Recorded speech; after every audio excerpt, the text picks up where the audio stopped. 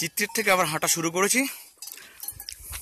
নিচে গরুগুলো চড়ছে আর গলার ঘন্টাগুলো ঢং ঢং ঢং ঢং করে বেজে পাচ্ছে, দূর থেকে ভেসে আসছে, খুব সুন্দর লাগছে। এই রাস্তাটা নতুন তৈরি হচ্ছে, জয়ন্তদা বললো। সামনে এগিয়ে চলেছে অর্ণবদা, বিধ্বস্ত পিলু,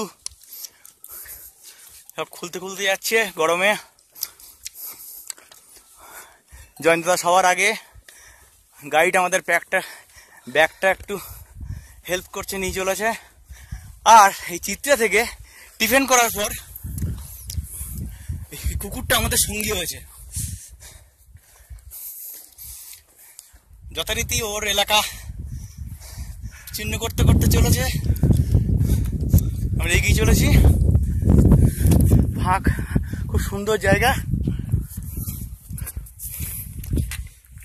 এখানে কুকুর খুব বন্ধু শুনেছি, তা আজকে প্রমাণ পাচ্ছি।